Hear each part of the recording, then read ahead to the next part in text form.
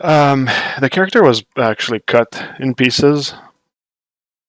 Like you see, this was part of like the initial base mesh, and I cut the arms apart and the head apart as well because I know that there are disconnections in the design, so I don't need to have everything connected in one mesh, which will make it just like a lighter mesh overall. The more pieces you can cut your model into, the more easily it becomes to manage everything. I mean, there's like a certain middle ground I find, but I don't like to have an entire body on the same mesh.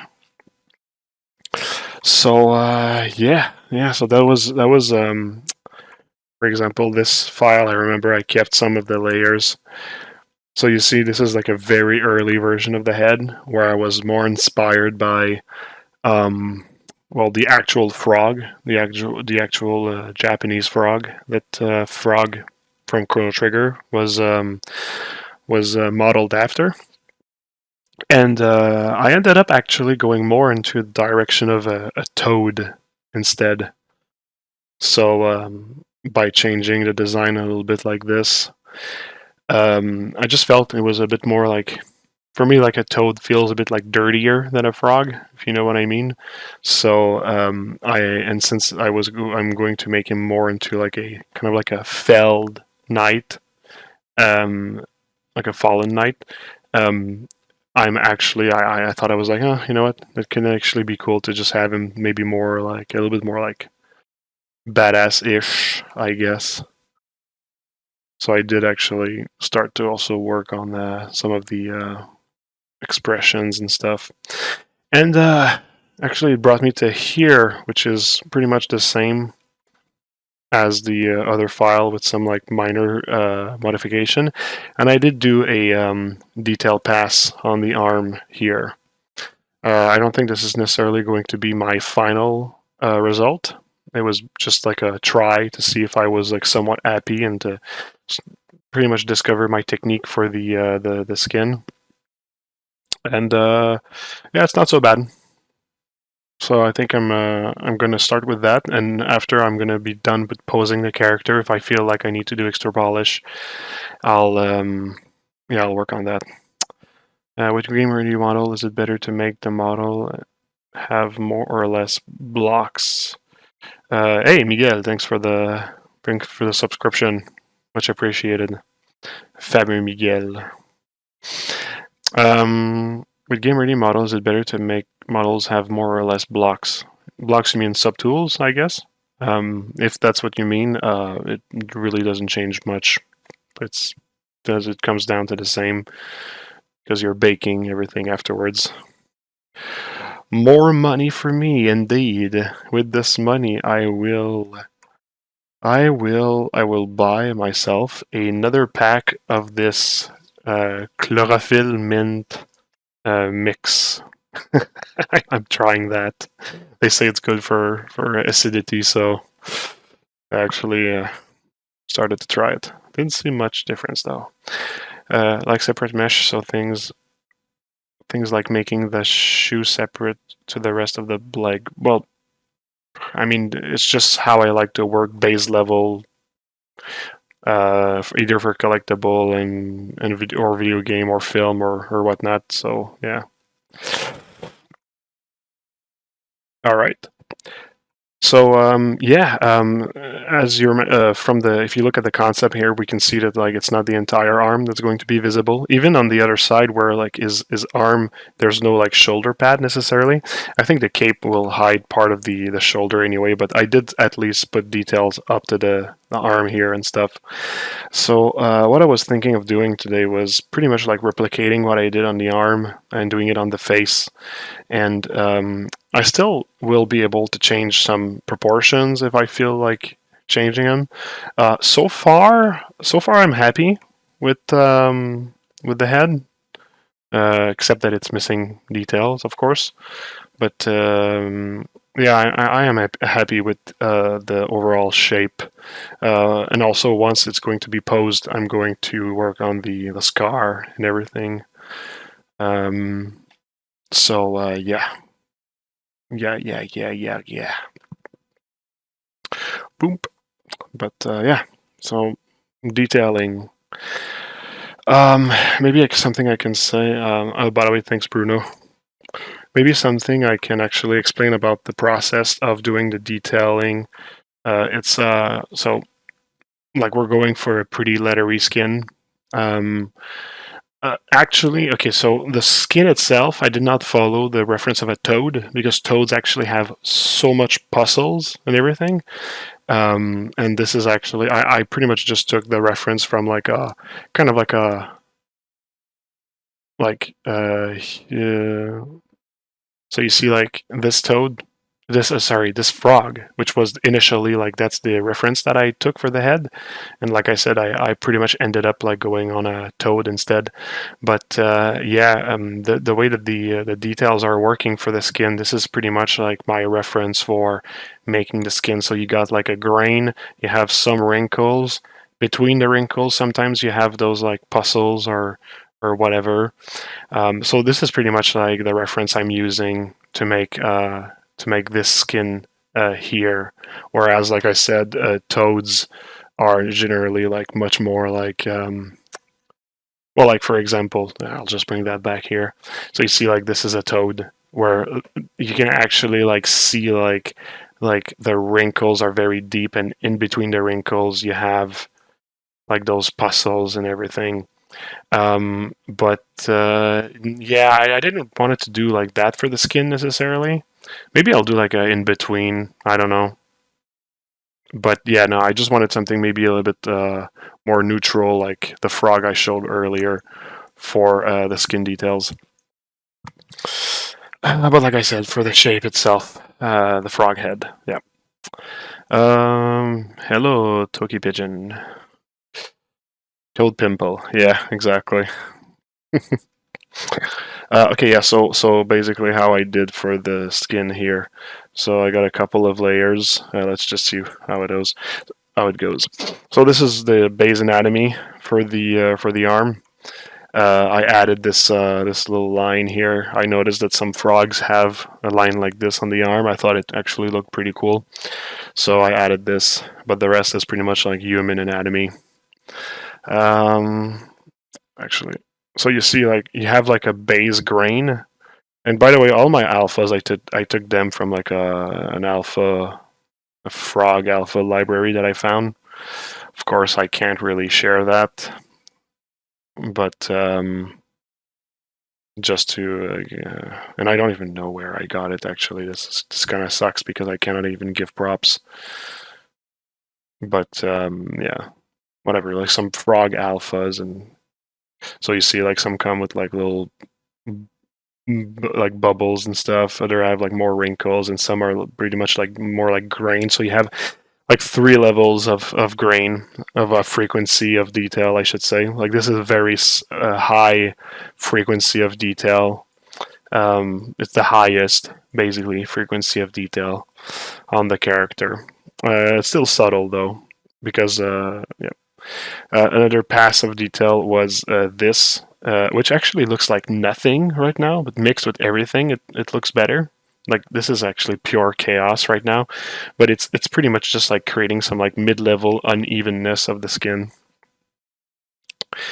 This is the actual like puzzles on the skin, and here is all that is like wrinkle. So you have like 2-3 degrees of wrinkle on this. You have like manual one that I sculpted myself, and you have some that are pretty much like just like all over the model in like one direction. And yeah, so there's like two types of like wrinkles here: some manual done by hand, and some that are more like just to define the direction of the wrinklage of the skin, let's say. And each of them by themselves, they don't really look final, but if you just add up everything, so let's say you add like the micro detail, and then you add this skin detail, and then you add the kind of like unevenness layer, and on top of that the puzzles. Well, at the end you got something that looks a little bit more final. Still a bit chaotic. It's not like extremely anatomically accurate either, but it does. It's still like still works fine for what we're gonna go for. Like this is not okay.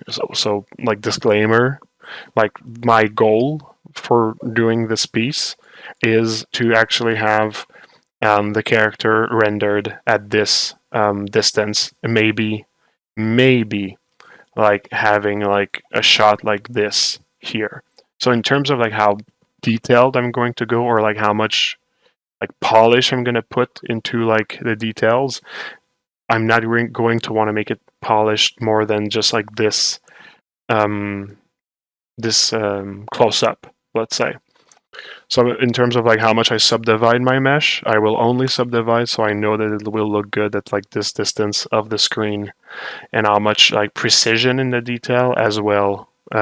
So one could say that like this amount of like detail, or the way that I did the detail, is not necessarily like the most realistic.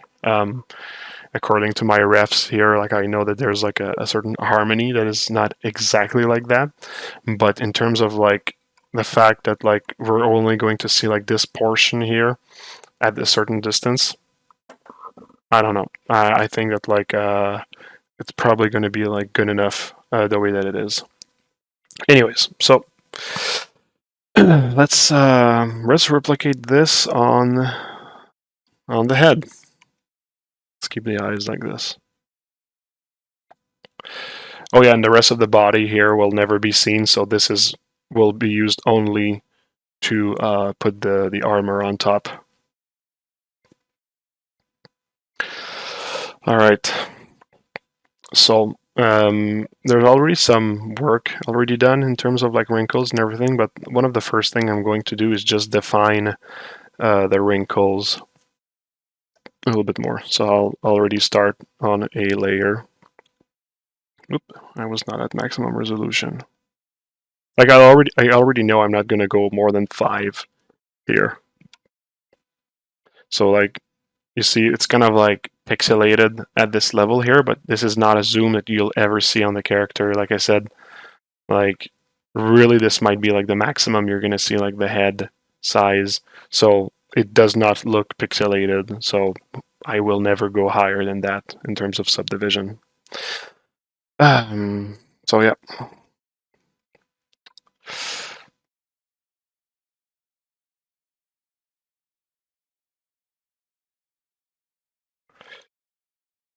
Lower the Z intensity because I just want to draw kind of like a direction for the wrinkles. Like I said, this actually I might erase that later. I'm basically just trying to find like an amount and direction and frequency that I like. I already actually made a mistake. I just want to save a morph target so I can easily just erase my stuff afterwards.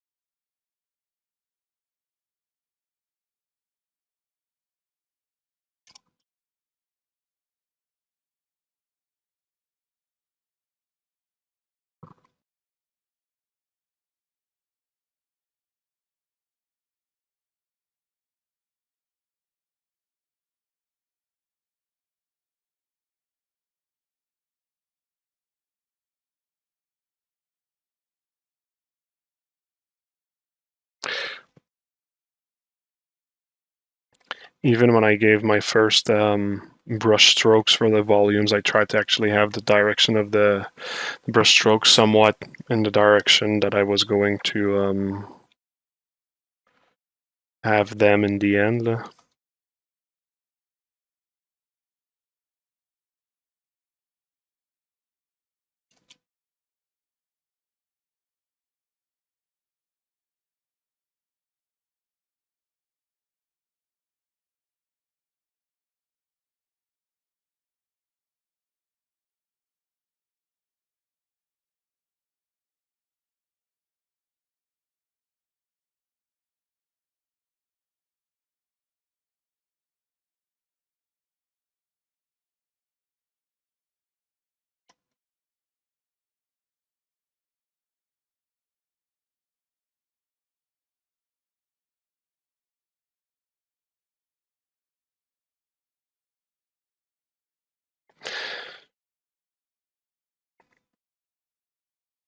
It's probably going to look like nothing for a pretty long time until I start to really like mix all the frequencies together.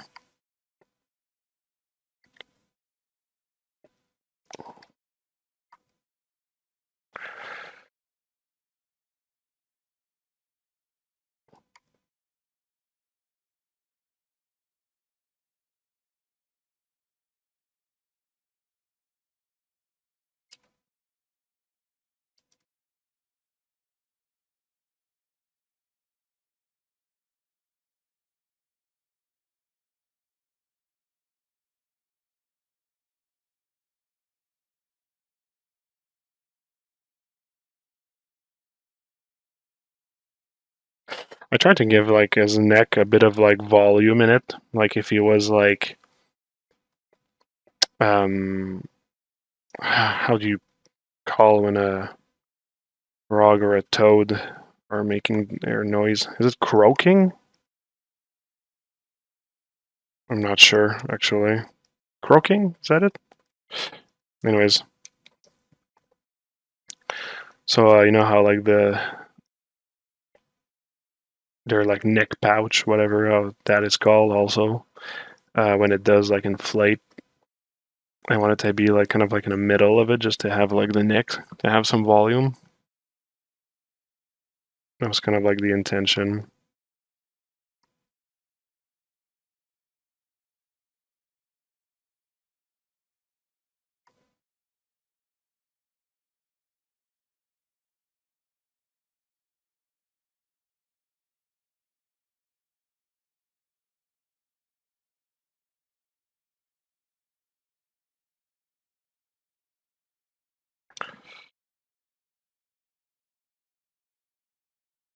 Come on, I have this bug. I don't know what. I don't even know if like people actually have this also, where like um the the pen. You see? Okay, you see that? You see that line right there? It basically just like it feels that sometimes my pen resets to the top left of the screen, and I don't know why it does that. And I don't know if it's like my Cintiq or just like ZBrush that does that. It's a fucking pain in the ass though. Sometimes it gets like super infuriating.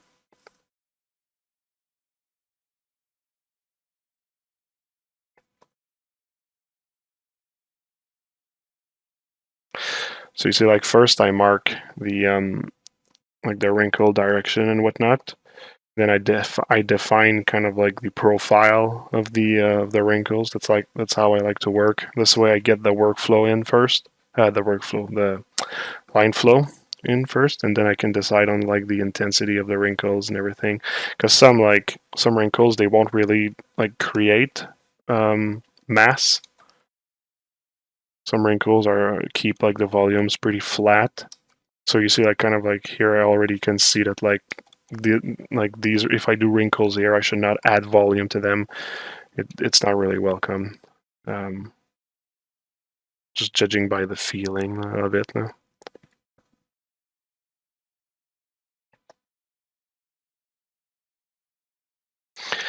Because at the same time, I don't really want to make him look like old and whatnot. I just want it to look like it has like somewhat of a generous amount of skin, like frogs do, right? But at the same time, since he's like buffed up, there should be it should look stretched at the same time. So it's kind of like trying to hit that middle ground, I guess.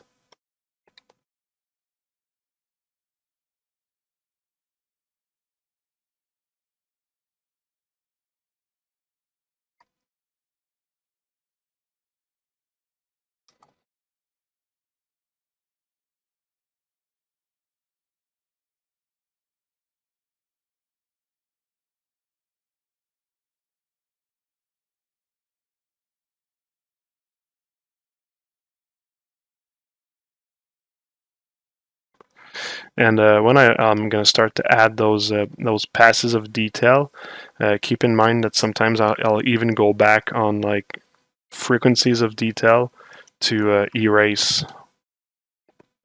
to erase them.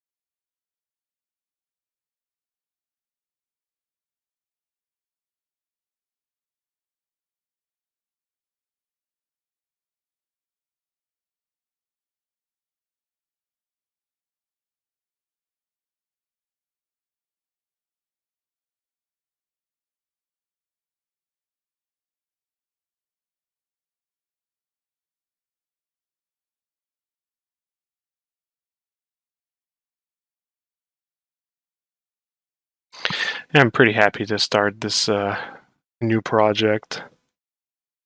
Also something that is such a different thing from the Mantis or the Archangels that I've been working on for a while.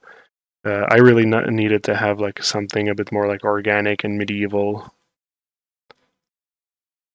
I don't know if like people are gonna find that boring or interesting or whatever, but I'm enjoying it. That's for sure. And I once in a while I realize that I actually like do things that the public does not necessarily like respond well to, but yeah, I do them for my sanity mostly.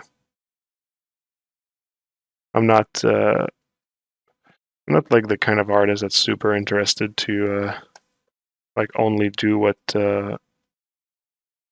has succeeded the most. Because I got some pretty niche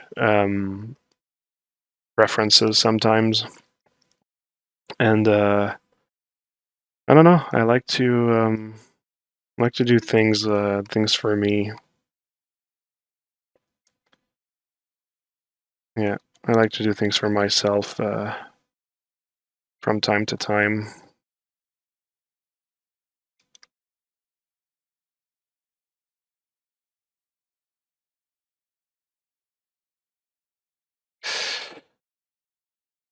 But sometimes I actually like to do things for people.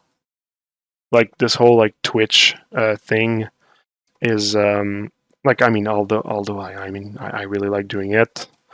But the reality is that this Twitch thing that I'm doing, I'm really doing it more for like the people than for me, because people have been asking me so many times to share my knowledge and that sort of stuff, and I was like, oh well, you know what, that Twitch thing is not a bad idea if it comes to like finding a way to work on something while sharing my knowledge.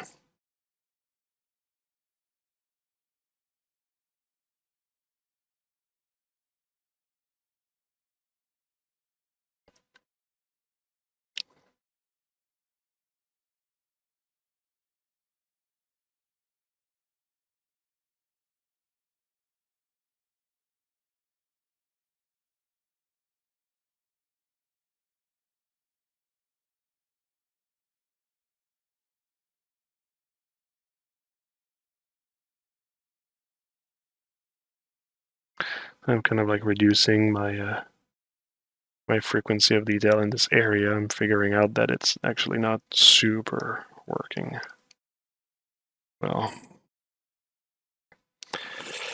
I love seeing the diversity of organic and hard surface sculpting.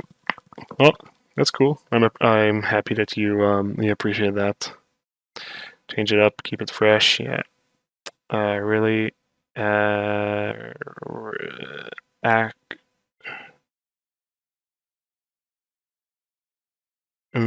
Sorry, I can't read what you just wrote. At a recoat.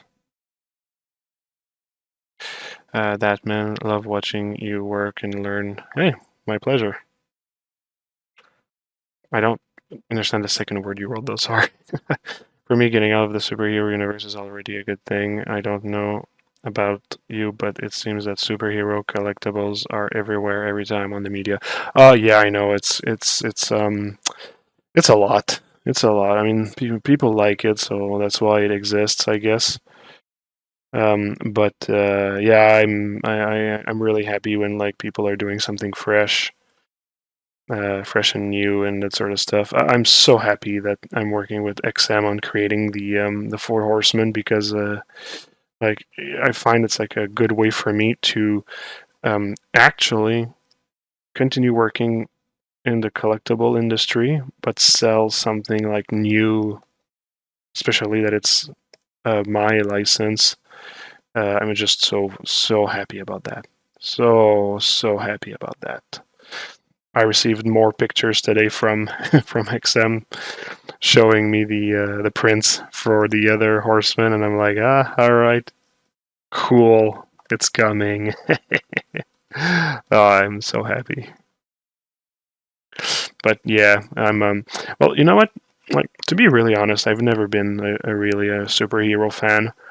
Like there's a few of them that I but it's pretty rare. Like um, like one of my favorite is Venom. Um, but you see, like already, it's like he's pretty different from like the other superhero. I find like it's really like a somewhat of an amorphous entity. Well, amorphous. I mean, he does have an anatomy and everything, but like he can change. He morphs. Same thing with Carnage. I kind of like Spider-Man. Also, Spider-Man's fine. Um, but it's really like Venom. I really like Ultron. Um, I think its design can be pretty cool. That fucking bug, Jesus fucking Christ! Sorry for the swearing. It's really annoying. Sometimes it like just like won't stop.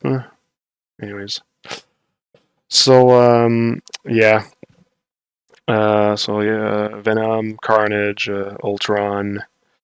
Those I kind of like. Iron Man's nice, also I guess. Maybe War Machine a bit more. I find I don't like the colors of Iron Man to be honest. Red and yellow. Um, there's a lot of color that I don't like from superheroes to be perfect. Two in a row, two bugs in a row. Jesus, what's going on? Seriously, I'm just getting really aggravated. Oh my god, again.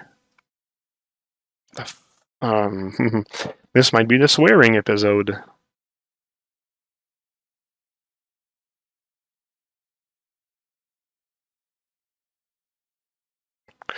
I really like Spider Gwen actually. I think that she has a really cool design, and the color choices and everything is pretty cool.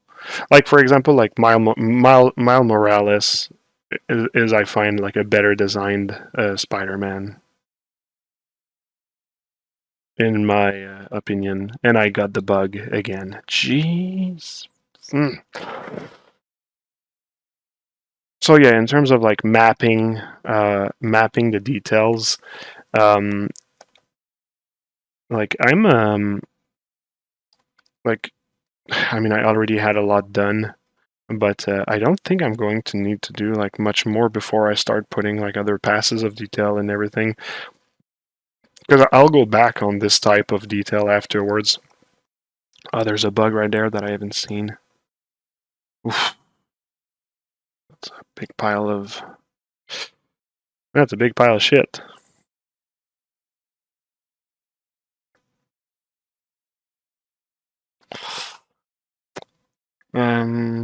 Appreciate. Oh, okay, yeah.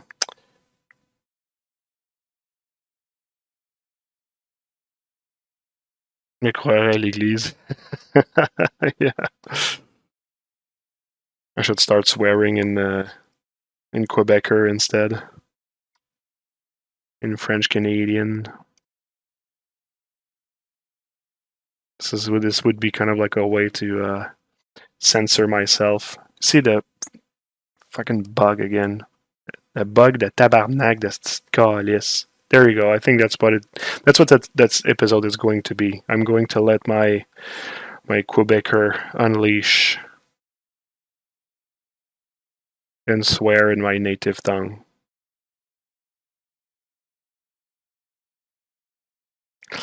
Alright, you know what?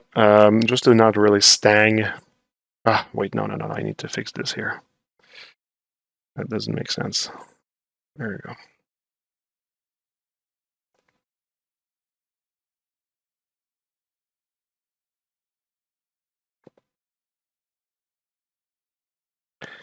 Still a bit, though, a bit of wrinkling.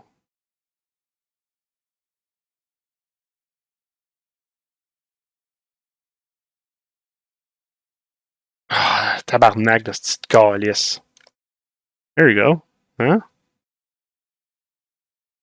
Alright. Cool. Let's start adding details on that. So right now I just like mapped a bit of like where I think I'm going to want to have the deeper wrinkles and having a bit of that direction and everything. So let's start like piling details one on top of the other. This I will collapse it. I don't really need it anymore. So let's go with mimicking the same layers as here. So I'll actually put enable them like this just so I can actually imitate the same frequency and intensity. And let's go and get those alphas. So this one was, I think, this one here. So let's put it in surface mode. Reduce the radial focus, radial fade, sorry. Sculpt Soirée, yeah, exactly. Hey, Pistol Pete.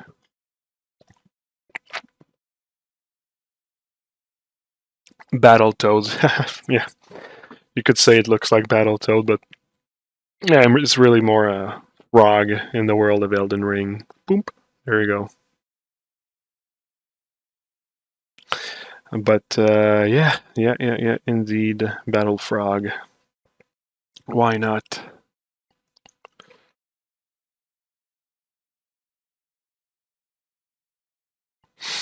Okay, so let's add a layer. Wow, okay, much too strong.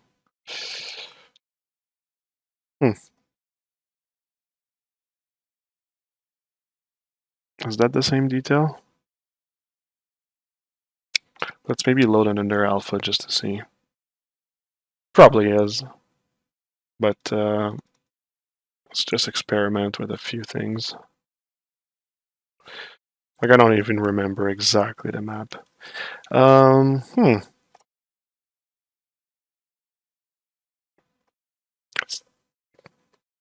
If the intensity was lower, that could be actually a potential one. But now I want the one that's a bit more scaly. The one I had before was better. I'm pretty sure that's what it is. I'll just use it. I just have to have the right. Oops, that was not it. Yeah, it's this one. I have to find the right height, the right intensity.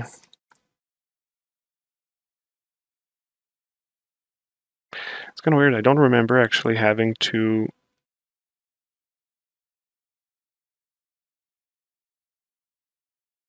I remember the map being bigger than that.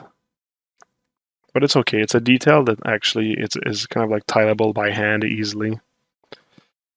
Yeah, it seems to be the appropriate size and such. It does come with like a bit of wrinkle in it, which I like. Yeah, let's go with that. All right. Near the middle, I will remove symmetry so that I actually not...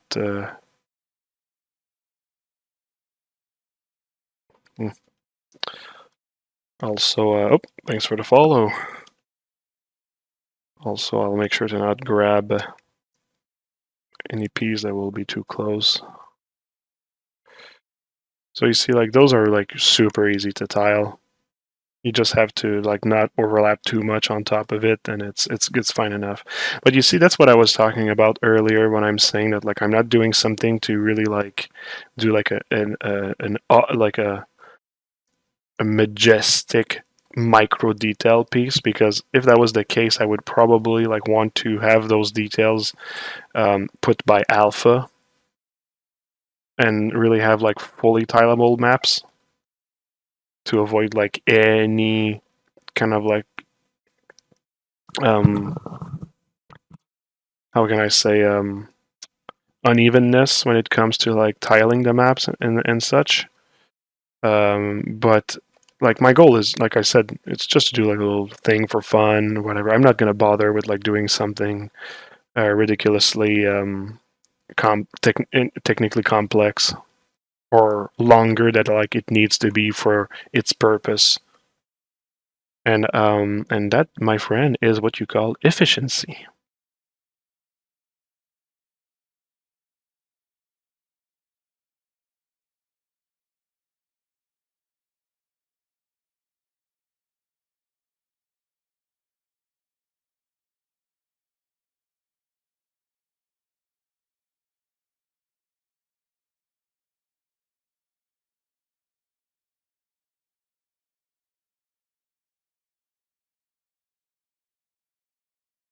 Oops, I didn't put backface here, so yeah, I should activate backface as well on this brush.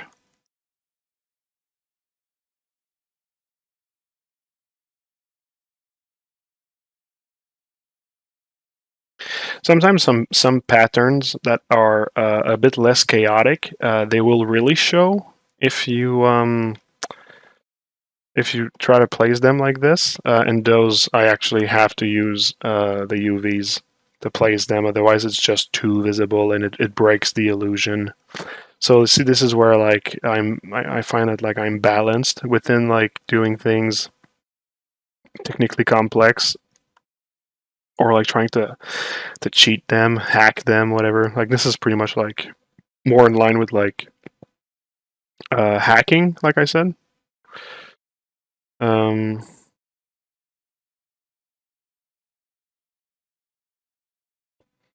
but like in my book, it's fine enough.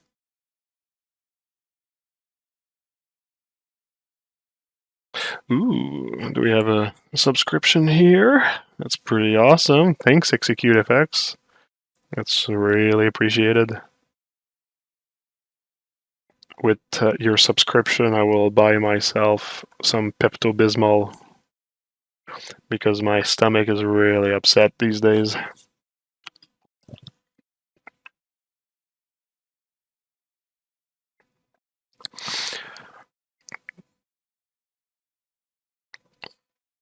Pistol beat Angus. Yes, you got it, dude. Would be a scenario where dynamic meshes would help. Shut up, dude. I know you're just trolling me.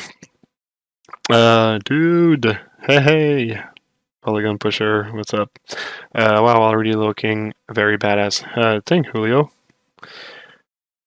Julio? How should I pronounce it? I received the wasp and it's gorgeous. Oh, cool, awesome. I'm happy that you got your wasp. That's very great. That's very good. Uh, don't mind me just flexing. Is that the Elden Ring inspired character? Yes. Uh, you will be dressed and geared up, a la Elden Ring, for sure. Just a reminder. Boom. Here we go. That's the. That's going to be the design at the end. But more cool.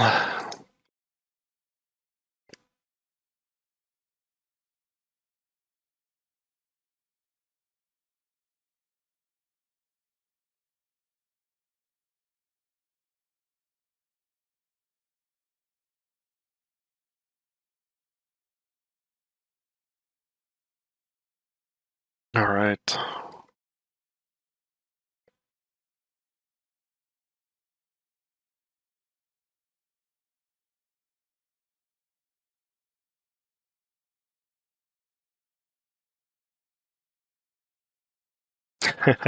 Nice.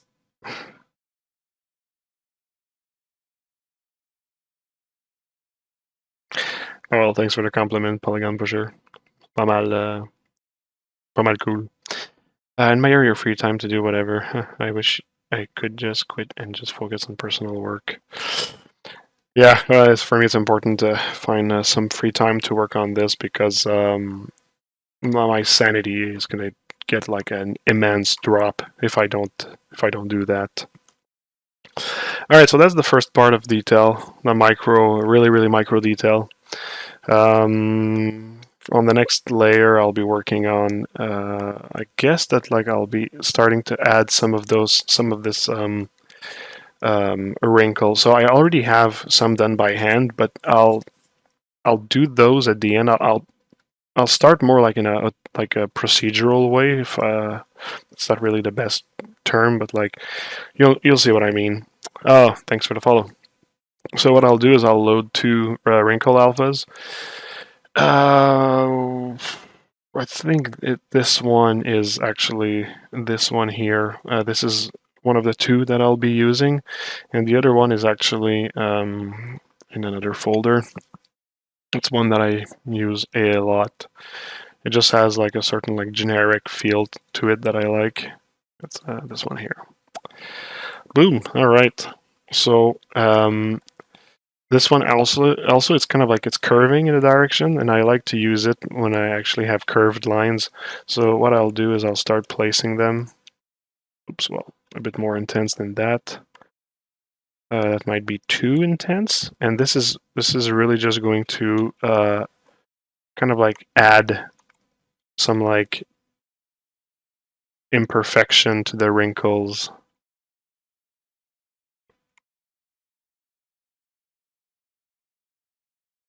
I'm actually gonna need to hide those little mustache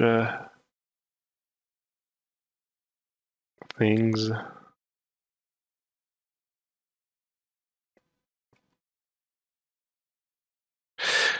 When Akira Toriyama designed the frog character, I really wonder if he, if like for him those were like reptile mustaches or something. I don't know. I never saw that on a frog. Thanks for the follow, by the way. So you see, pretty much everywhere where I actually put some wrinkles, I'll just start to add like those here. And if it was too much, I'll actually go back and erase some of it.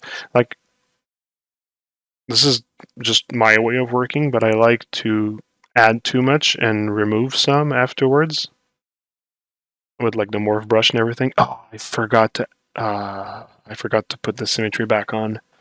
Oh, whatever. It's easy. I'll just do a smart symmetry.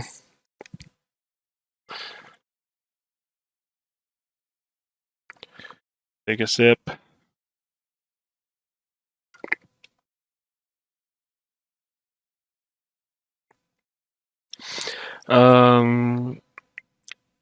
What the hell? That's a frog.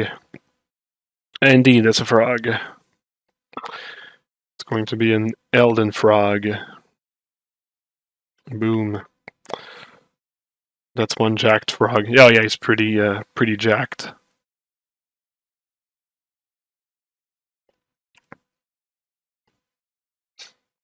I'm actually happy of the anatomy that I gave him.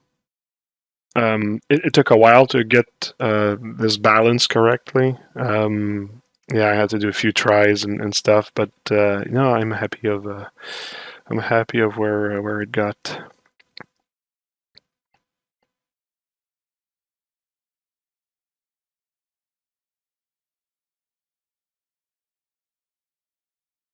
So you know what? I think I'm actually just gonna add those like wrinkles a bit everywhere and just like erase where it was maybe too much, like as an afterthought. Near the head here, I'm going to start reducing the size of this alpha.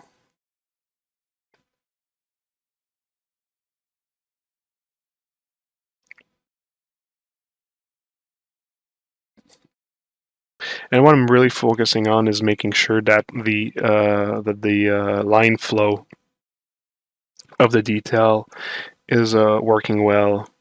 So you see, like here in the curve, it's going to be like a bit hard to place those wrinkles correctly. So I might actually need to reduce the radial fade a bit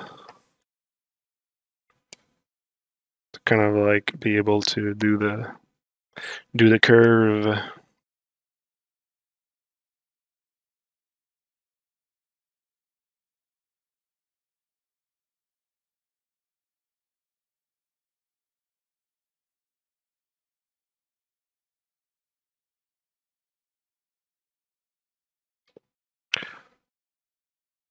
So you see the fact that I'm placing this a bit everywhere does act like kind of like a noise. So you can see that like this is still not like a detail. No, there's something I don't like here. Let's Stormwolf target, and there's like a contradiction in the line flow here. There you go. So yeah, it's still like a noise more than anything else. Later I'll be adding some more like intentional wrinkles where like I really want it to like help to blend with my larger wrinkles. But even if it's a noise, I still want it to have like kind of like a calculated flow.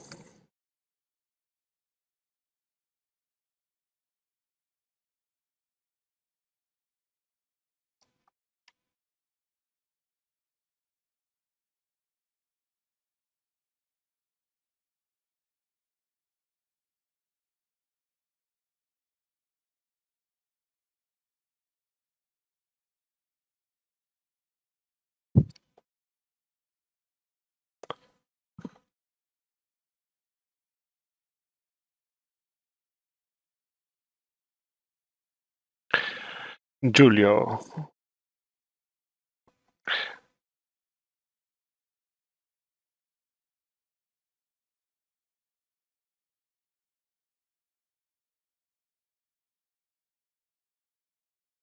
It's the same way we pronounce the J's in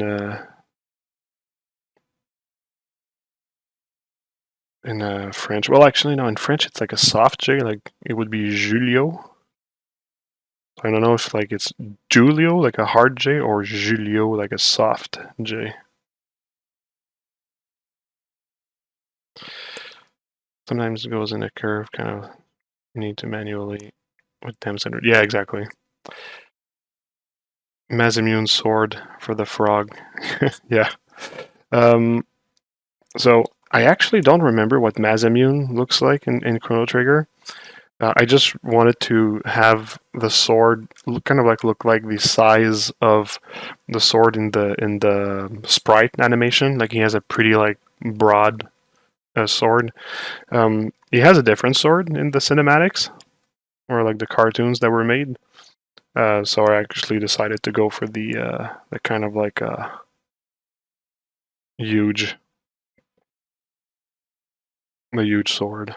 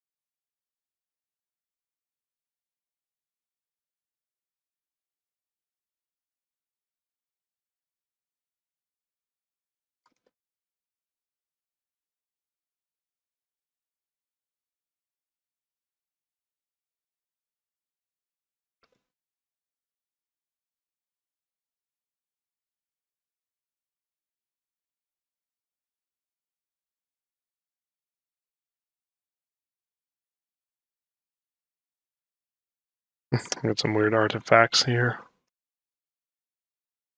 Okay, I'll actually need to.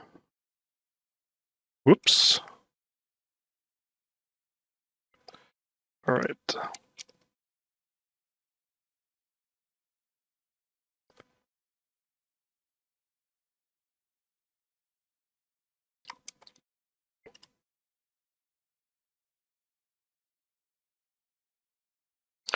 Hey, thanks for the follow.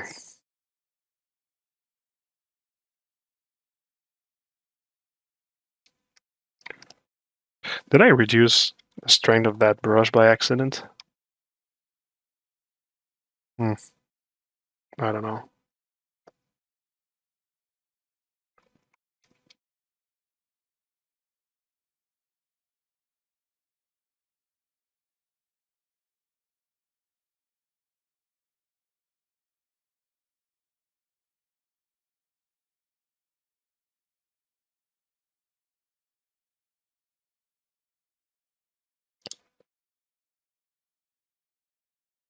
So near the lips, I'll probably like do kind of like the usual. Thanks for the follow, by the way. The usual kind of like lip wrinkle. Maybe hide it half.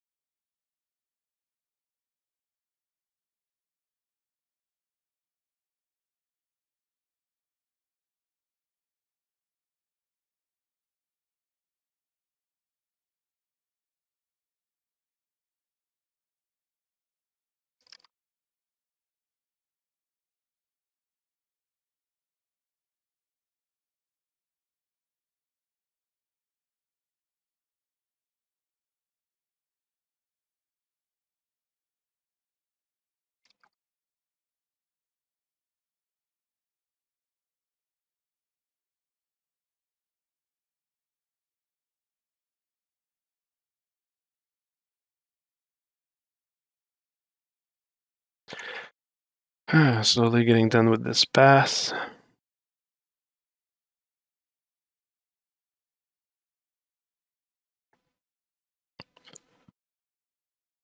Is the mouse closed? Yeah, it will remain closed as well. So I just made like a cavity. But if you just look at it, you see it's not going deeper than that. If I knew I was going to open the mouth, I would have done it differently, for sure.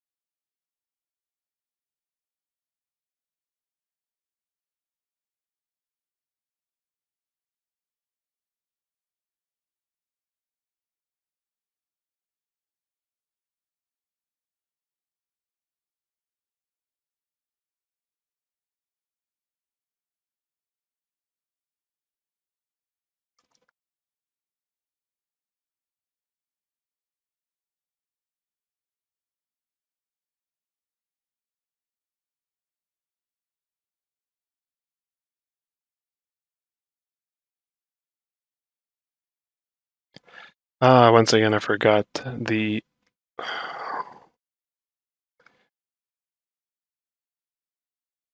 symmetry.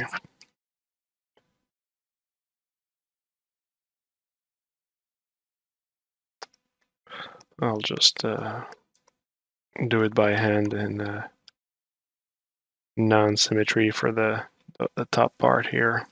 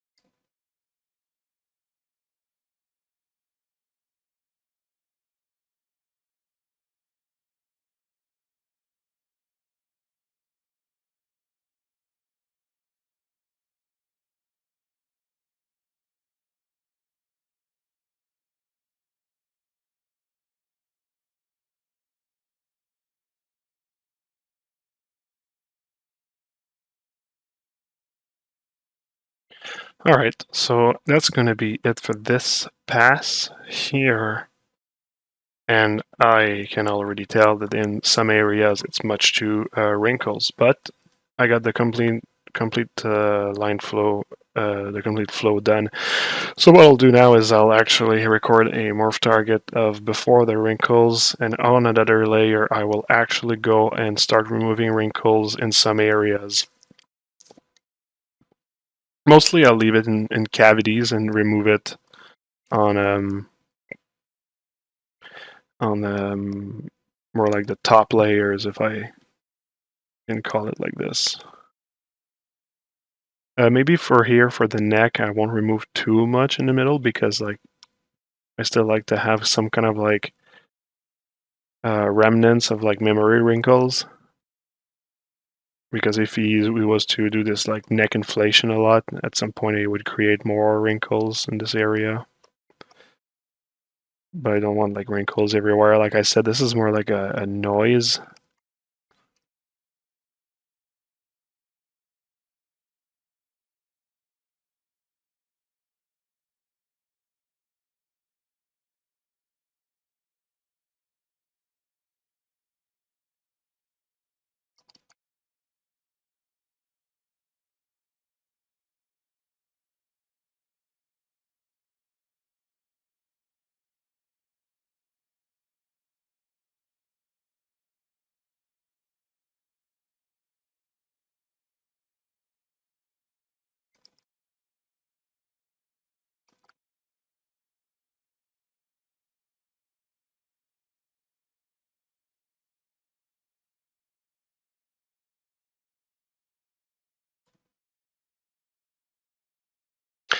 The top of the head won't be seen too much, so I'm not going to be like overly critical about it.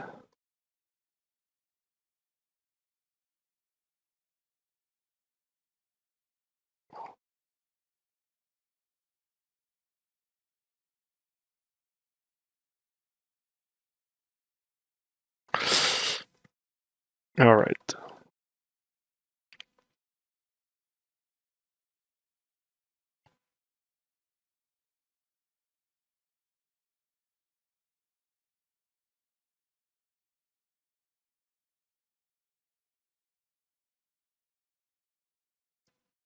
So this is the before after of like the morph target pass. So you see it actually kind of like removed a few areas that I found that it was maybe a bit too much. Kept it in some areas. I think that's going to be a good balance. So I'll collapse it in the layer of this detail. So now you can see the before after of this passive detail. So you got micro detail, this other passive like noise detail, and yeah. So now what I'll do is kind of like in the same vein. I'll be adding the more like visible wrinkles that I want in the middle, that are more like straightforward. And it was this one here. So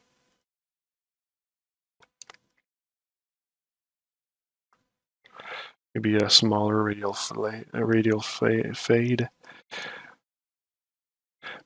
So I remember this detail. I put it more like when I was like ready to blend the things together.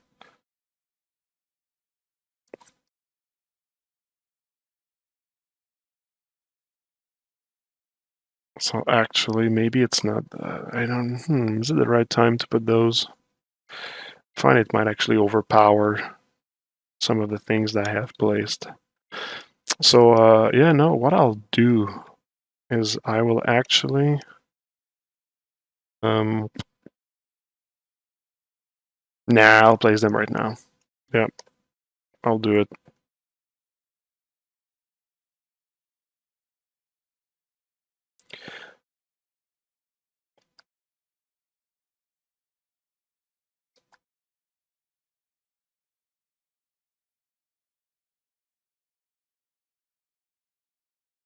Oops.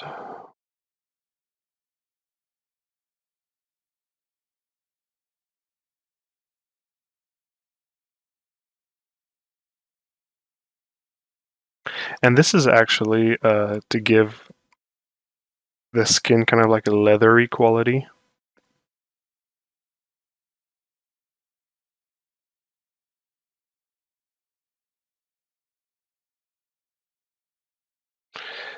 And this pass I will also use the morph target to kind of like reduce it.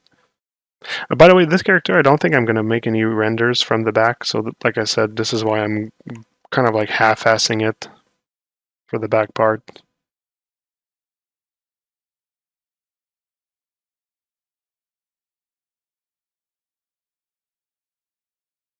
I'll start with the radial fade pretty small because now those are like some more like tight areas.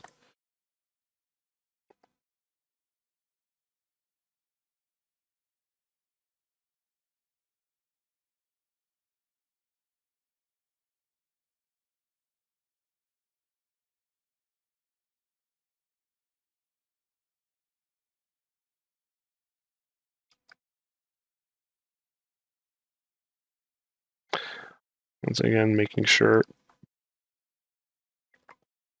that the line flow is correct. Not the line flow, sorry, just the flow. I don't know. I'm stuck at saying line flow all the time.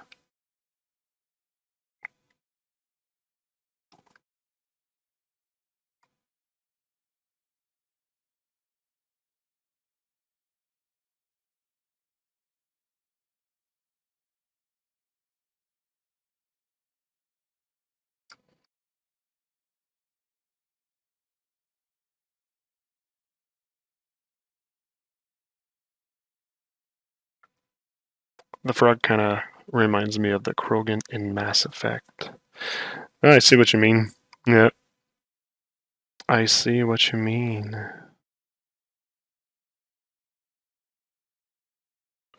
I remember when I was on can I talk about this?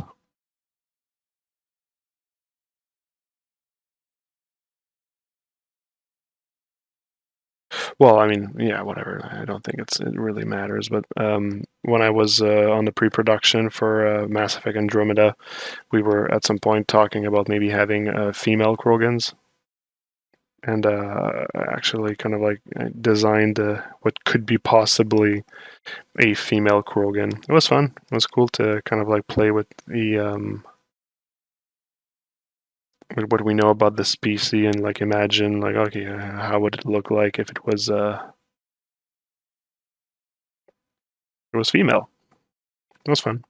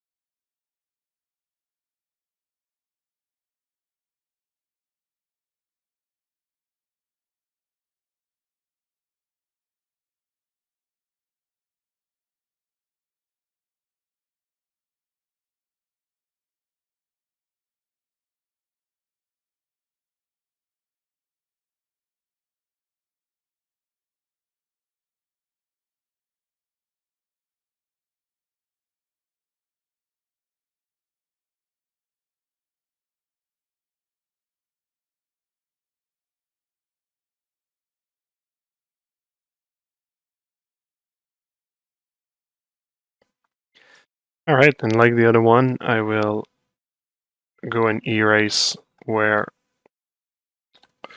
it was maybe a bit too much.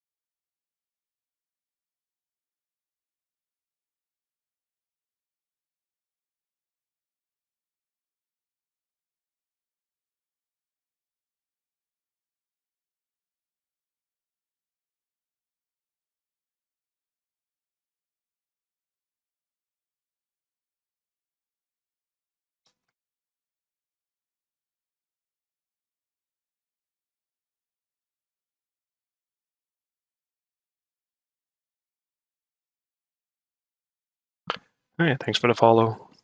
Much appreciated.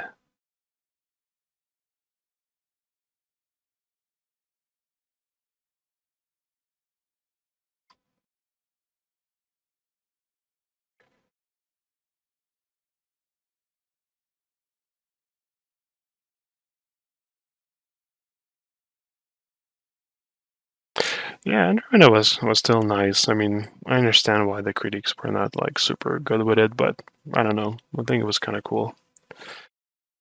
Very awesome. I just finished a 2-hour medium stream. Cool. Awesome. Yeah, medium's pretty nice. I wish I had more time to play around with it.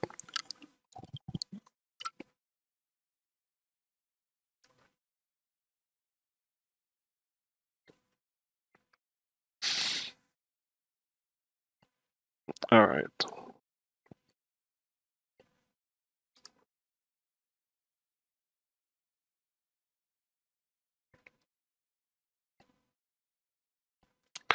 So, with those 2 passes of detail,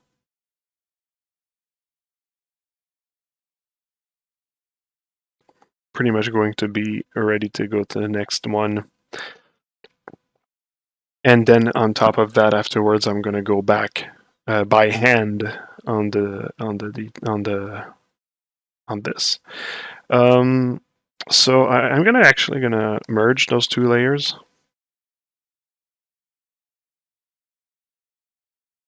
Hmm.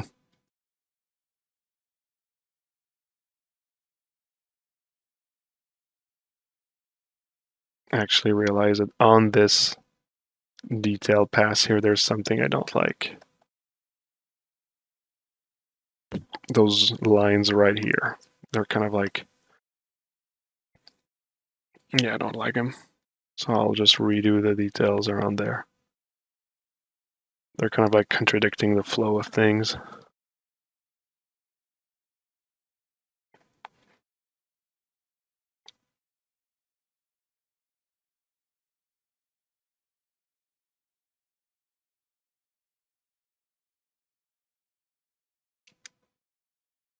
I don't remember the intensity that I used. I guess that was 7.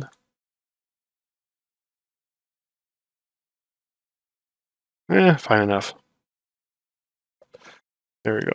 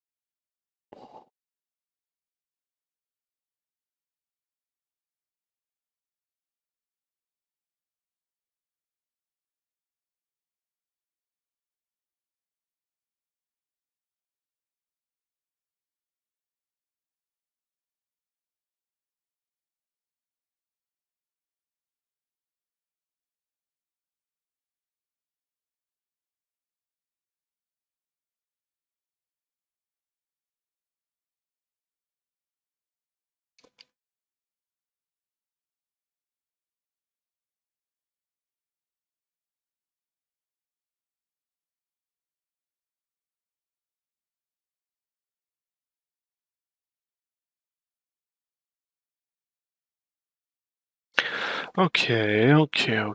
Let's and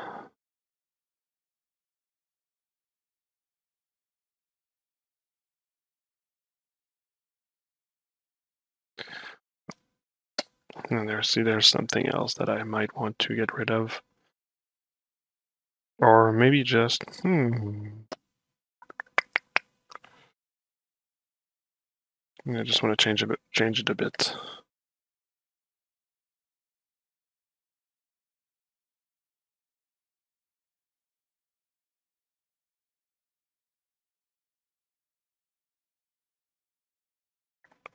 Should have done that earlier.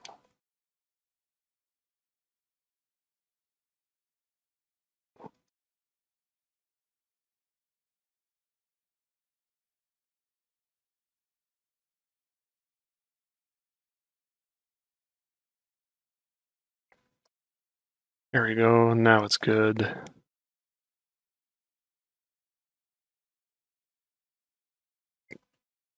And I think that like this, it's good as well.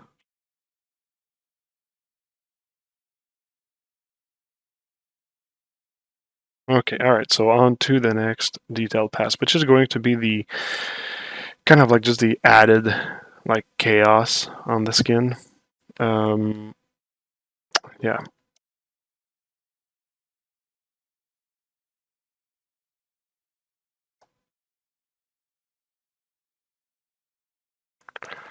So for this one, I actually used two alphas, I remember. There was one that was just my typical like pore skin that I use a lot because it's many dots of various sizes, this one. And the other one was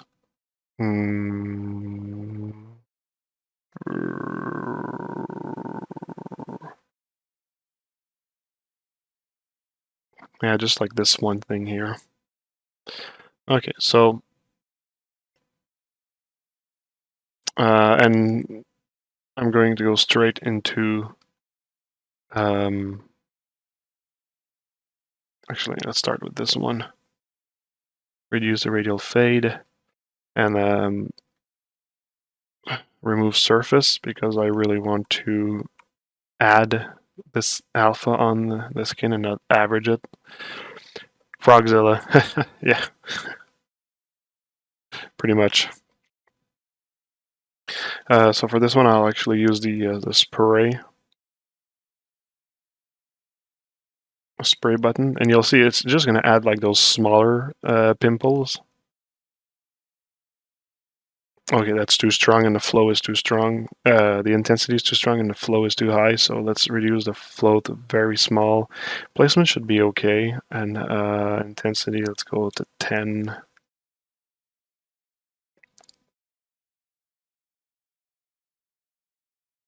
Maybe they're just a tad too small.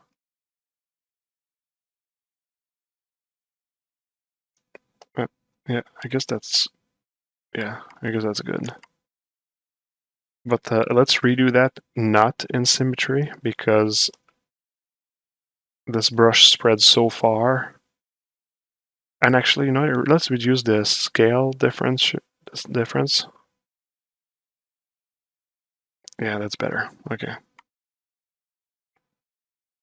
The placement is like a bit random, so I might want to once again use the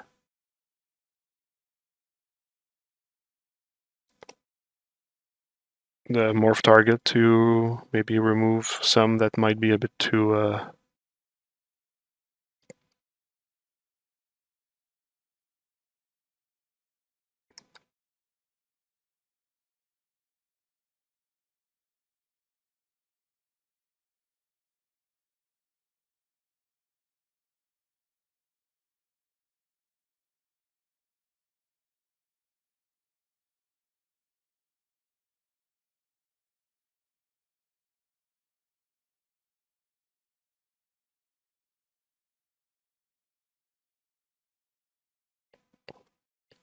Hey, thanks for the follow. Alright, so this is like a general passive detail, but I'll actually do another one around the eyes a little bit more. Because I find that like those pimple thing look kind of good when they're around the eyes. Like around the eyes, like around here, even like for us, like there's often like those pimples that appear. So yeah, I'll add just like a little bit more around here, but let's really augment the radial fade and the placement is still like a bit too all over the map. Ah, yeah, there you go. You see now it's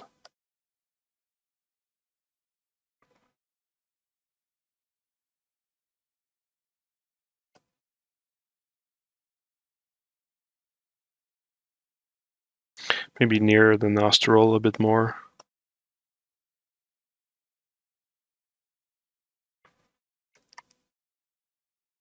Near the ear, maybe. No, I don't think it needs it. All right, so what does this pass look like when I do on and off?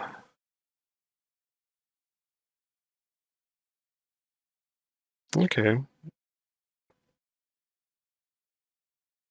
Yeah, I don't think that I really need to remove it in some areas. I think I'm okay with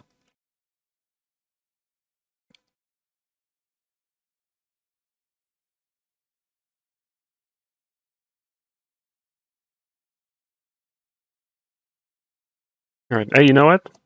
Let's save this file before I lose everything.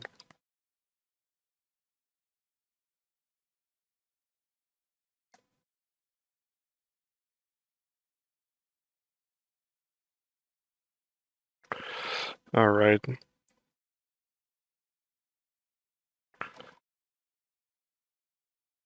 Hey, thanks for the follow. By the way, this is the texture, like the poly paint, without any shading or anything, just so you can see really the colors.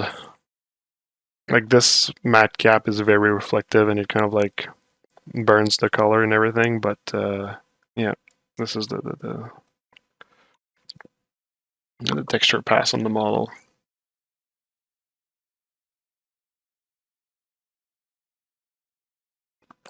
Later I'll be using the detail to add some like cavity coloring inside of the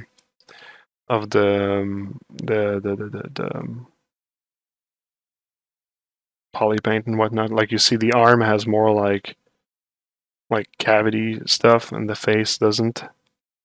So I'll be adding like this to the face as well. It's just I need the details first, and then I can actually mask by detail and add those. Why are there polygons? So it's me or that frog totally hit the gym? Yes, it did. So why are there polygons?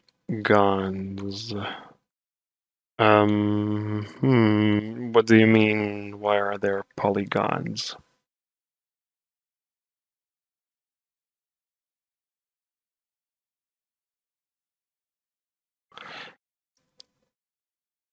Why are there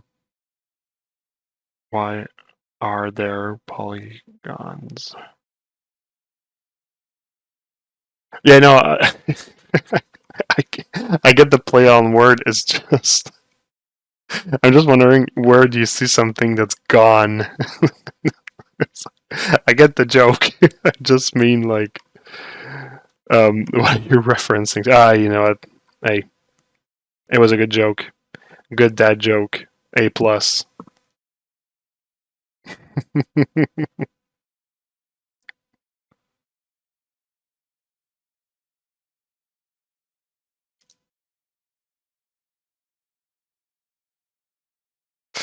All right.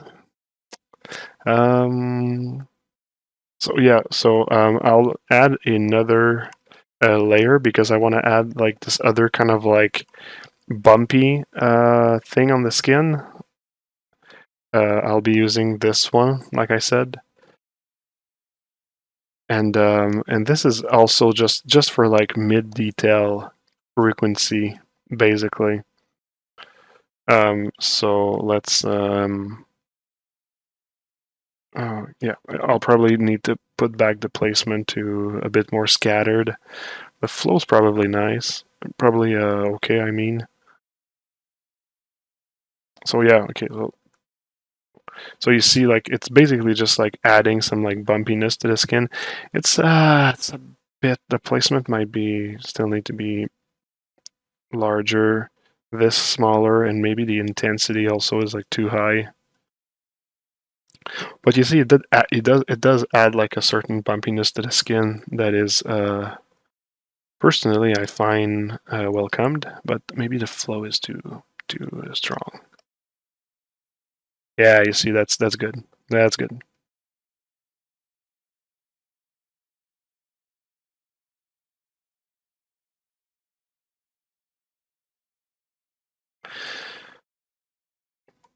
The one thing that I don't like, actually, I didn't like it even in the first iteration on the arm, is that the outer, the uh, the rim of that detail is very sharp. So I think I'm actually going to add some like blurriness to the alpha.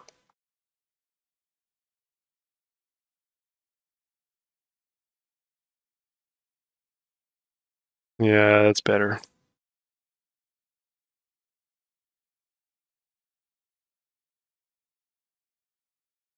And once again, this is more like a noise thing.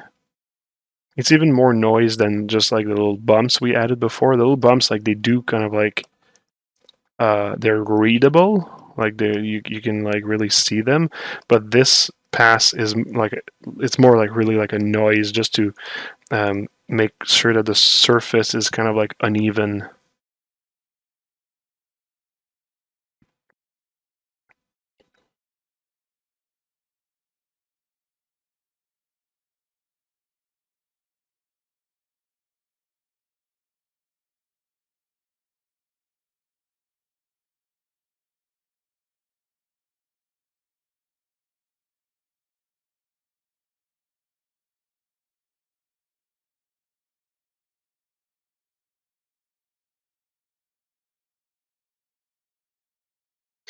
So let's just see what it added if I do on off. So yeah, it's very subtle, but it's still like an added frequency of detail that is between the high details and the low details. And it just okay. So you see, I find that here it illustrates well what I mean. You see, like the bumps here, we can kind of like see it in terms of mid detail. But if I was to remove it, it kind of like feels like empty inside of that mid frequency of details. And just for those who maybe don't understand what I mean by frequency of details, so like let's say I draw like this mask. You see, like this is like a high frequency of detail. So if there's like many details like this, it does create like a high frequency. Um, if I actually have details that are bigger like this, it's more like a medium frequency of detail, and the spacing would be like around like this if the spacing is equal, and higher details are starting to be big like this. So this is more like your shapes and everything. So high, medium, low, and of course there's like levels in between them. And I find that like you really have to respect those, not respect, but take in consideration that there are many frequencies of detail on a surface because um, like when you're doing the details of like a face, like the pores, and there's this and there's that, there's like many frequencies. Like let's say that there's frequencies in between 1 and 10. The frequency number 1, like let's say the largest would be the like the silhouette of a head, and then frequency 10 would be the pores. And I find that a mistake that some people are doing is that they're almost like just putting like 1, 5, and 10, and they're missing all the frequencies in between. So you really have to observe like references and try to notice those things because frequency of detail is very important. Anyways, so you see, like that just added like a general bumpiness to the skin that that makes it more rich, I find. And I'll blend, not blend, but merge those two layers together. So if we look at all the layers alone that I have so far, we have this, which is the most micro detail. You have this one, which is all like the wrinkles of the skin. And we have this one, which is like the bumpiness, the high frequency bumpiness and medium frequency bumpiness. So all of them together give me this so far. And at this point, the only layer that I'm missing is like the actual like intentional puzzles of the skin. But I mean, I can add them now, and then I'll finish with going back and adding a mic like the details by hand to really like insist on like maybe some more, like you see like around here around the armpit there was like a lot of like sculpting by hand to really get the flow of the things that I wanted. Anyways, so I'll come back on sculpting by hand at the end to try to blend things and yeah, whatever. So for the actual puzzles, I'll just use a standard brush.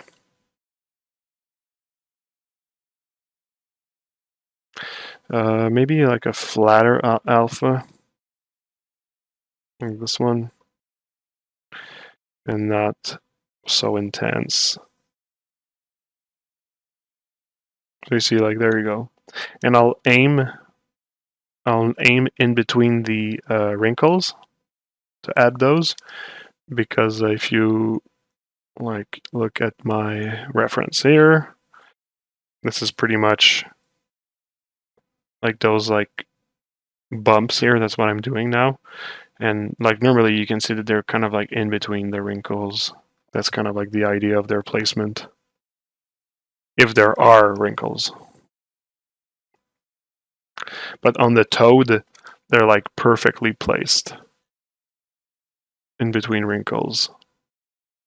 See, if it was a toad, and you see how like they really are like in between the lines of the wrinkles here. But like I said at the beginning of the stream, I'm not necessarily using a toad for the detailing of the skin. I'm using more this like smaller frog.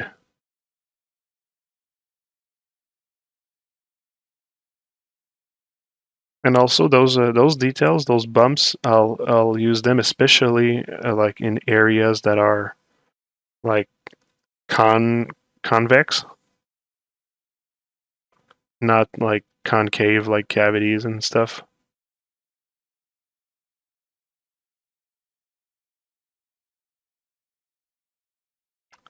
So maybe like on the traps, on the top of the head here.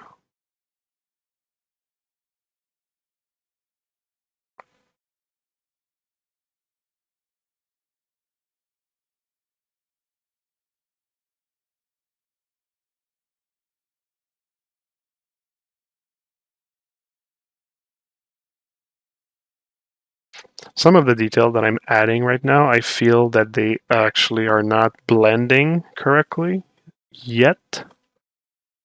And this is why I'm going to add another pass by hand to kind of like blend all of that together until I'm happy.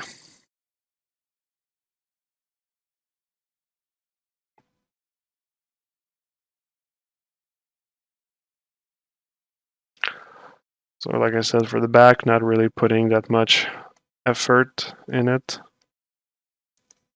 I'm just adding detail in case like I decide to have somewhat of like a side angle and I just need something for like the silhouette. That's almost like the only reason why I'm doing that. If ever I decide that I want this piece to be like fully 360, like I'll go back and I'll finish the backside, but this is not my intention. Like I said, this might be the kind of piece where like I'm going to have maybe like one angle. That's it.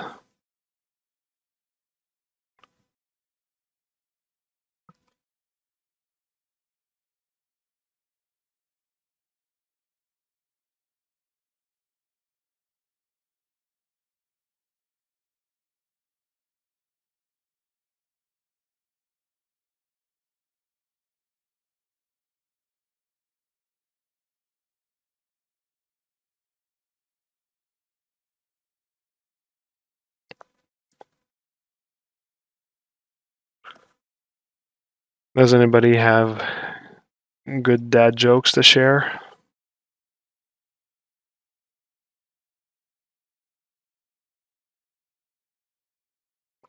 That's where you see like the amount of like followers plummeting.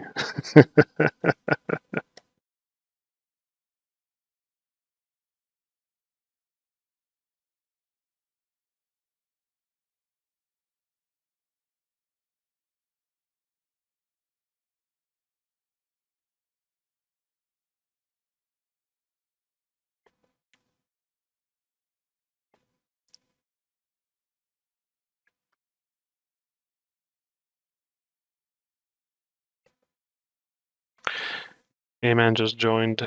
Why does the frog look like it's wearing a skin vest? Are you talking about like those lines here.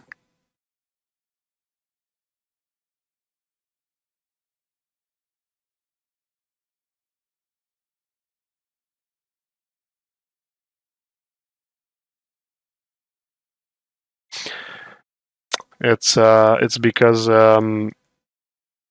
okay, so this is basically like the what I'm going for. It's a little sketch that I did, and you can see that these areas are not visible, plus the center of the anatomy is not visible. The only place that are visible is the head and the arm, like this here.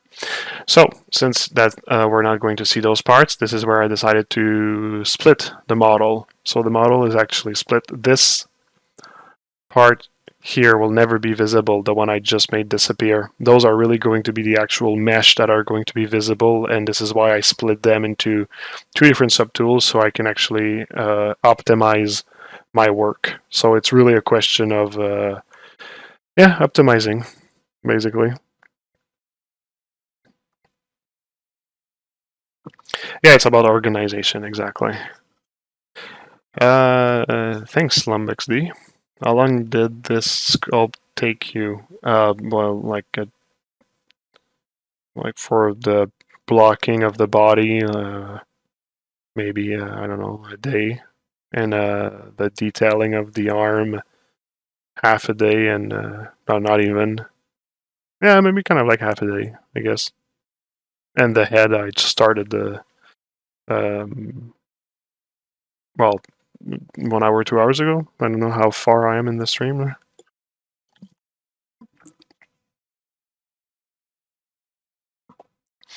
Is this my concept? Yes, it is. What do you call an illegal parked frog? Toad.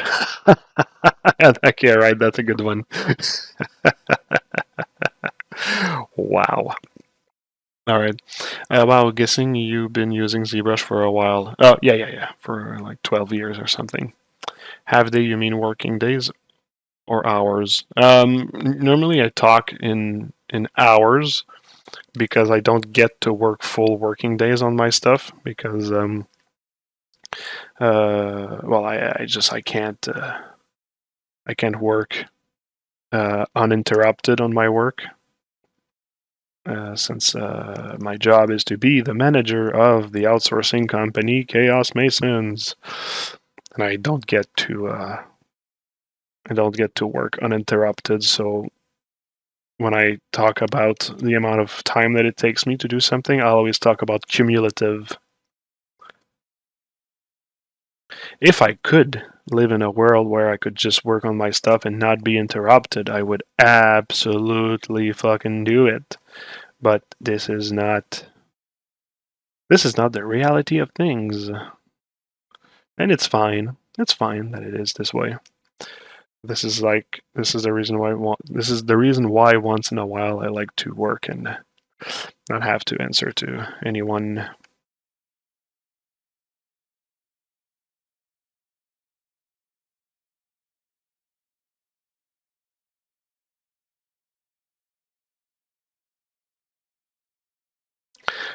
So you see, by adding those like big puzzle, I kind of like realized that I am still missing some like mid detail. Thanks for the follow. I'm still missing some mid detail, so I'm kind of like going around and adding mid detail as well as those. Like let's look at this layer alone that I'm working on. So you see, it's this, but like in the middle, like I'm still adding some like detail all around.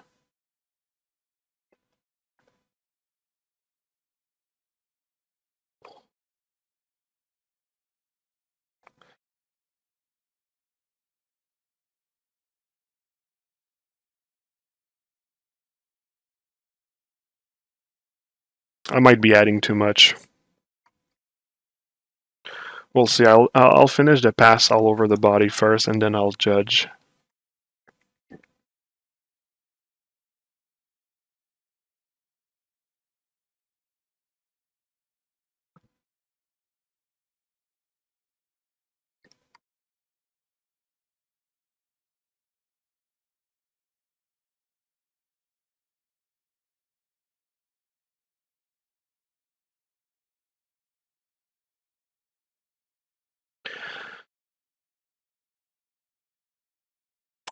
That was funny. Such manager, much freedom. Yeah, exactly. How you added the details. How did I add it? Well, I'd say maybe just rewind on that stream because that's exactly what I'm showing at the moment. Except if you're talking about a specific detail. But if you're talking just about like the process itself, it's going to be better answered if you just rewind the stream and look at it from the beginning. Not sure if you heard about Demir Martin. He's got some neat alphas. No, I don't know that name, but that's good to know. Good to know.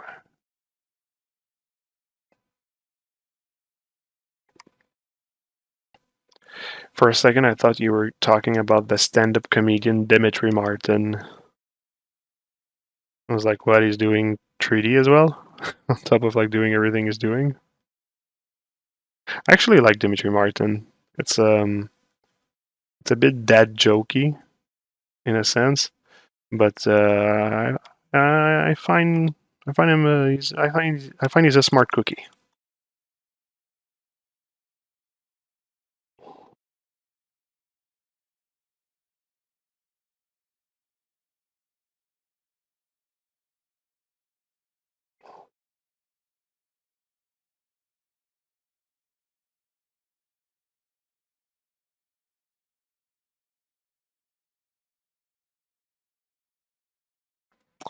Thanks for the follow.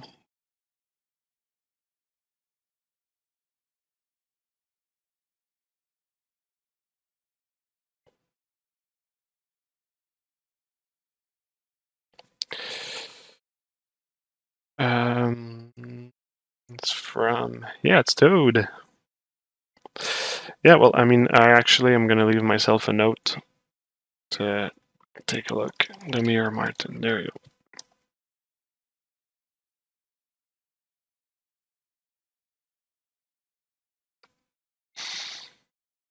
So for the larger area, well, maybe a little bit on top of the head here, but for the larger areas where like I wouldn't need those like puzzles, I'm pretty much like almost like done. And the rest of the face, I'm gonna reduce the size of my brush. I'm not gonna want to actually have like too much.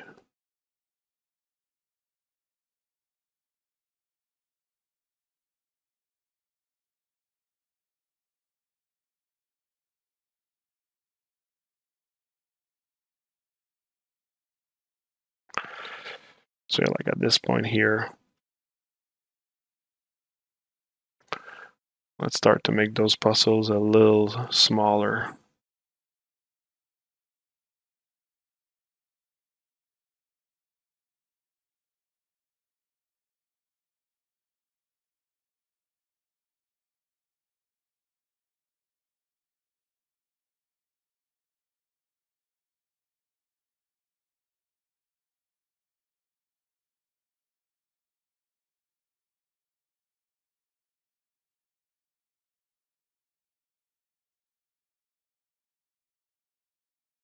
Is that standard matcap with custom specular?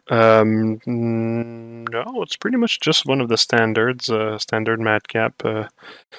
But yes, if there is something that would be different, it would just be like the specular, yeah.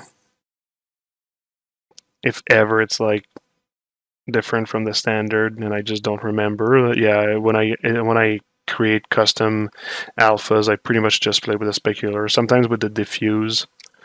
Like I have like a few here. Like this is just like metallic. This is my standard. This is just like hyper reflective, and the diffuse is also higher. And this is pretty much like just diffuse without much specular.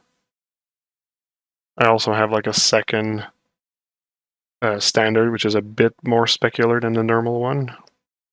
And yeah, those are pretty much the alpha that I use. But I really like my standard here because it's like a good mix of like specularity and diffuse. so that it's good. I find it's good to see details and at the same time to kind of like not be bothered by detail, because for example, if I put the poly paint, the specularity is super high right now, and it's kind of like, well, it's this material here, and sometimes it's kind of like hard to just see like the general surface of things because the details are really popping out, whereas like this one here, I find you can see a bit more of like the general frequencies all around. So yeah. Hey, thanks for the follow. Yeah, we're starting to be a good bunch of people, eh? It's cool. Probably the first thing you did. Yeah, exactly. Studying anatomy is pretty much the first thing that I did when I started 3D. Thanks for the follow as well. Default matcap equal best matcap. Yeah, cool. Those are sexy matcaps. Yeah, it's I like him. I like him. All right, so let's see that layer that I added. So it does add a lot of like puzzles. Did I add too much? That is the question. I think that what I'll do is I'll actually start adding my manual pass of like wrinkles, and then I'll judge if like maybe there's like too much puzzles and stuff. So let's rock. And you know what? I know I'm like dreaming in colors right now. Oh, is that an expression in English? Dreaming in color? It's an expression in French. Anyways, it means like daydreaming, basically, you know. Like I know I'm daydreaming, but like recently I was thinking about actually how cool it would be to have a new Duke Nukem game that's actually cool, like fun, and not a vaporware. It would be nice. Like I'd be really down to have like a new Duke Nukem game made by a good studio. Because I find he can be such a like funny character. Plus, like he's so like not appropriate these days that I find that like it could be like a fun exercise to like make him a place in today's world.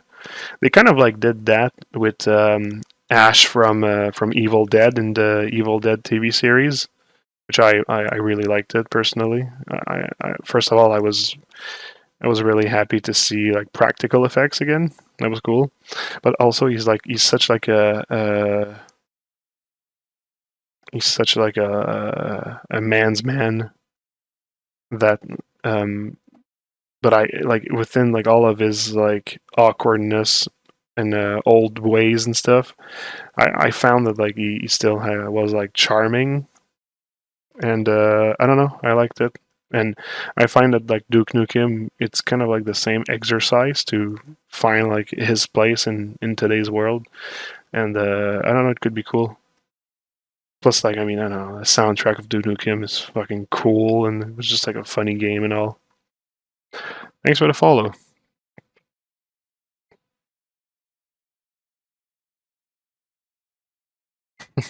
Yeah. Cool. Thanks, 3v1 night. Uh, I have that one permanently deleted from existence. I just use Zebra Gray matte cap, pretty much just a slightly less shiny matte cap gray. Yep, there we go. One of my first PS1 game. Which Duke Nukem? Duke Nukem 3D? Or another one?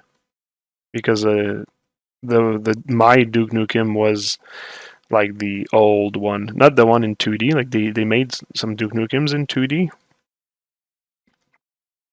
and oh shit, I actually did not have smart symmetry on. I just mean my symmetry. Fuck. Oh, that's a pile of fucking crap. God damn.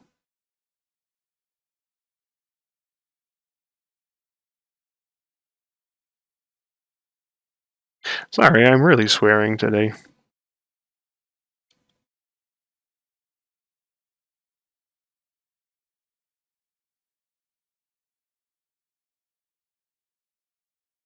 Duke Nukem Time to Kill. You see, I'm not sure if I actually played this one. You see how it's not like making sense, that layer, when you look at it alone? It's really that, like, the cumulative of things is what makes like those lines make sense.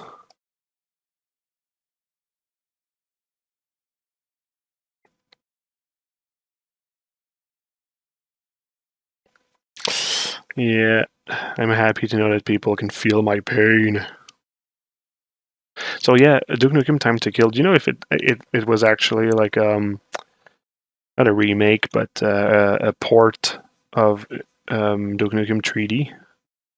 Because for me, Duke Nukem 3D, that's like and I think for many people, it's like the Duke Nukem game.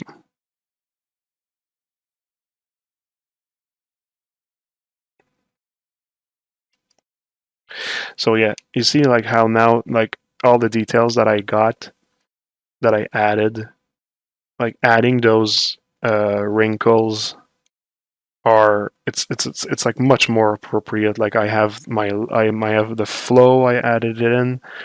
I have the details. So everything that I need to kind of like accentuate now makes more sense. Like those manual wrinkles and whatnot. I find it just easier to really well calibrate the intensity of those wrinkles, just because I actually have the other frequencies of detail on top. I actually have been working like this for a good while, to be honest, and it's really always the way that I like to do it. So for me, like, I don't work on my character like doing, like, let's say like one is the silhouette and 10 is like the micro detail. I don't go like 1, 2, 3, 4, 5, 6 and whatever. I basically do like 1, 2, 3, 6, 8, 9, 10, and then I go back to 3, then 4, 5, and I go up, and like, I don't know. I like to work that way. And this is like probably a huge luxury of working in 3D, because you probably don't have this luxury if you do traditional sculpting. Like I did a little bit, and it's like extremely methodical, which is and it's not worse or better. It's just really different. But when you have certain reflexes and ways of working, it can be kind of like hard to switch from one to the other. So you see, let's look at that layer. So you see, like, now this layer is really like blending things together.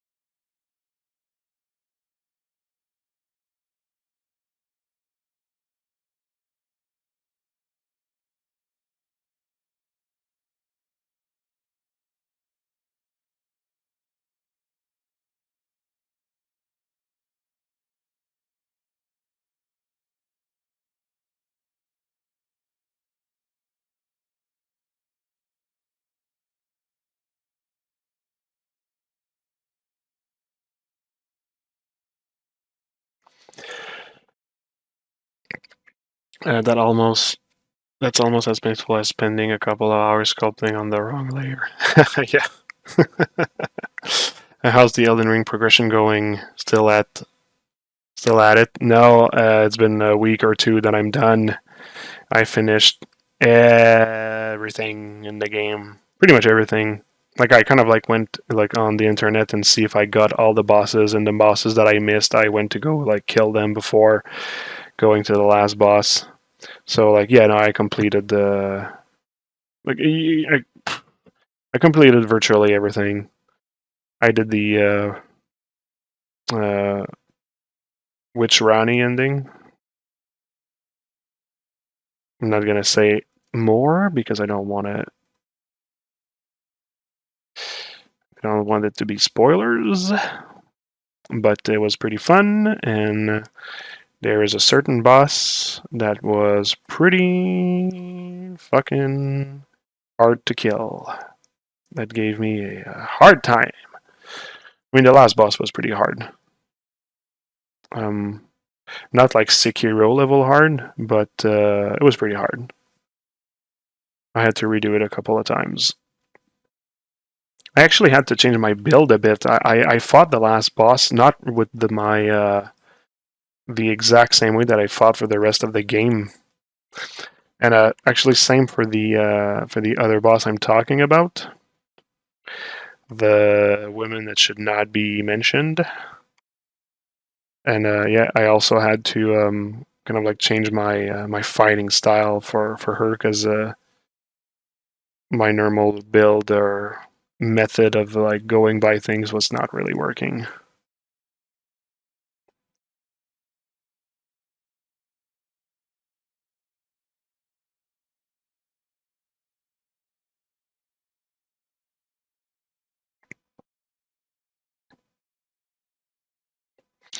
By the way, the stage that I am right now, in terms of the sculpting, is somewhere that I like to spend a lot of time, because like really blending everything I added on the character is I find one of the most important part.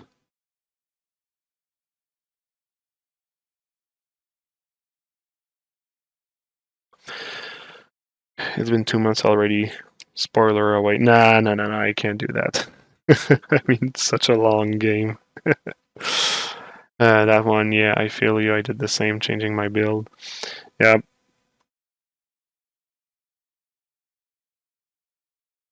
But no, I had a fun time. That was a fun game.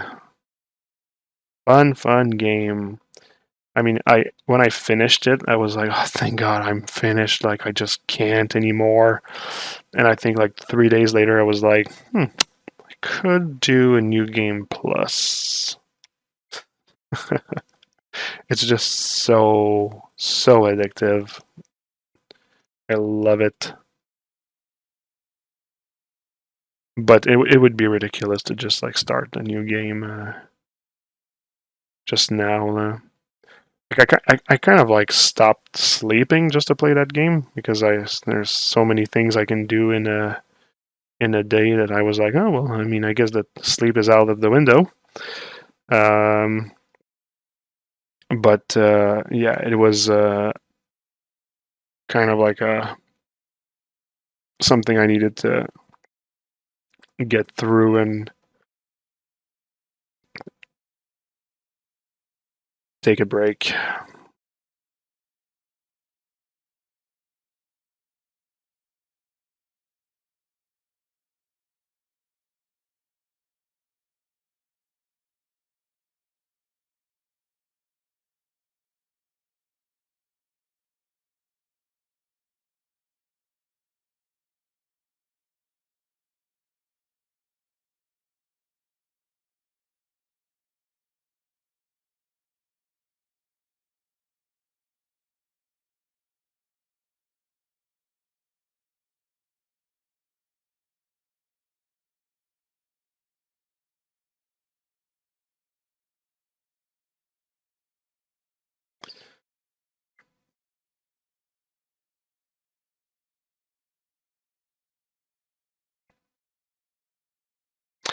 You started with power stance. Yeah, I think I tried it actually. My favorite Ash of War or skill, it was Lion Claw actually. I used it until the end. It's become my new Skyrim. I'm gonna end up playing it a few times just to play different build. Yeah, I feel you. Taking a break from Elden Ring, coming back to NG Plus feels good. Yeah, I bet it does. Trying a Faith Arcane build with some incantation and Scarlet Rot weapon. Yeah. I should try like a magic thing also at some point, I guess. Anything else you're playing in your free time?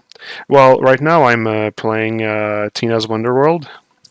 Wonderland, sorry. I mean, we worked on this game, Chaos Masons, our company.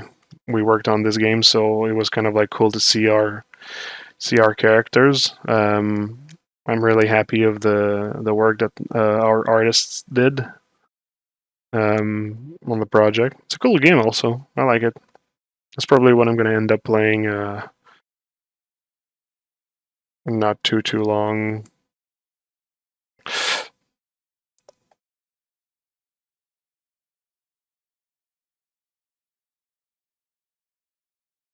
Hey, thanks for the follow, by the way.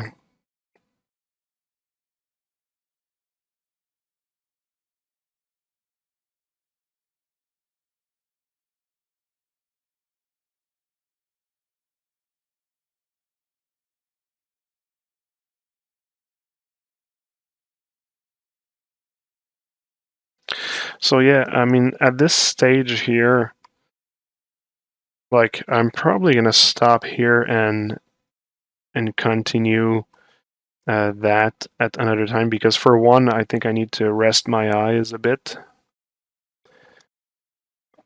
And when I need to rest my eye, but I need to continue on the character, normally what I do is I just start like something else on the character.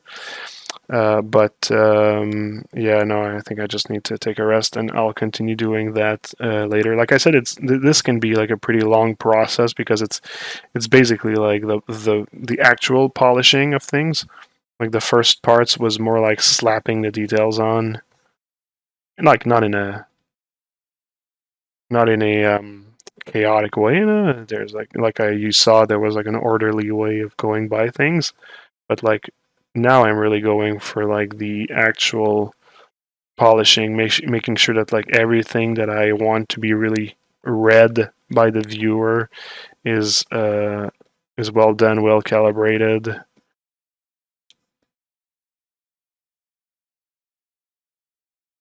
So yeah, so I want to do that well. I don't want to do that while I'm tired. So I'll probably like stop here and continue that later.